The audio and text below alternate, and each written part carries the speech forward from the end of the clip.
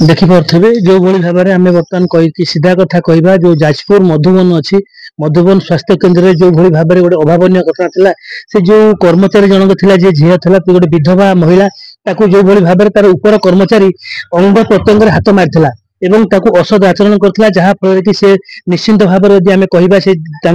उपर कर्मचारी द्वारस्थ था कि सबुठु मुख्य कथा है जड़े गिरफ होती कि आउ तीन जन जो अभियुक्त अच्छा से एपर्यंत आज पर्यंत गिरफ है ना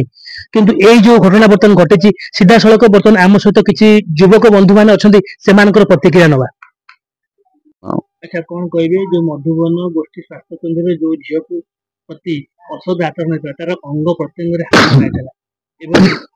मुख्य जड़े आरेस्ट होते आउ जो मैंने मुख्य अभियुक्त खुलमखुला बुलूं कौन कहे या कह आरेस्ट करा जाऊ झील को न्याय दि जाऊ तार दीटा पिला अच्छा भविष्य अच्छी न्याय न मिल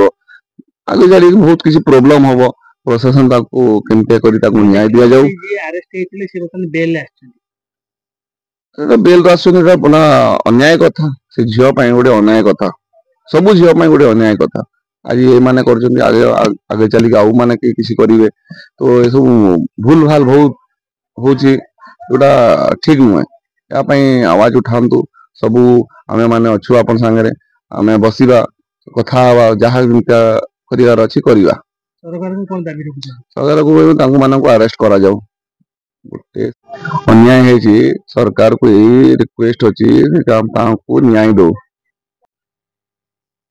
कौन कहे जाजपुर गोष्ठी स्वास्थ्य केन्द्र जो मधुबन स्वास्थ्य केन्द्र था झील को जो असदाचरण कला तार अंग प्रत्यंग हाथ मरा कौन कहे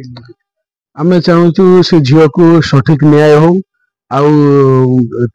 माने आईनगत टिके कार्य हो आउ जो ऊपर कर्मचारी माने एटा बुझी नांती से माने भी दोषी अछंती को अरेस्ट करा जाऊ से माने को भी दंड दिया जाऊ। अच्छा हमें देखिए सुनलु जे जणे अभियुक्त जे अरेस्ट हेतले से एखन बेल ले बाहर चली किंतु झील को कौन से न्याय मिलना तार दो छोट छोट छुआ मध्ये अछन आम चाहूँ ताकू पुरन बार अरेस्ट करा जाऊ आउ से झील को न्याय हो से चाकरी ताकू दिया जाऊ कहीं तार छोट छोट पिला अछंती से बहुत हैरान होउची आउ तापरे ए माने जे करछंती तार जति कि क्षतिपूरण अछि तार क्षतिपूरण भी दिया जाऊ किंतु जो मुख्य अभियुक्त माने वर्तमान से मेडिकल अछन सी अपन अरेस्ट हेना आमे दाबी करछु से मानकु जथा शीघ्र माने अरेस्ट करा जाऊ यदि अरेस्ट न करे तो कोन हबो आगामी दिन आमे रास्ता रोक करिवु आमे रास्ता रोक करिवु से जाजपुर गोष्ठी स्वास्थ्य केन्द्र जो झील को अन्याय कराइला तांको ऊपर कर्मचारी तार अंग प्रत्यंग हाथ मारी जड़े गिरफ होता आउ तीन जन खुलम खुला बुलूं आउ से झीर दुईटी छोट छोट छुआ अच्छा ये नहीं कौन कहे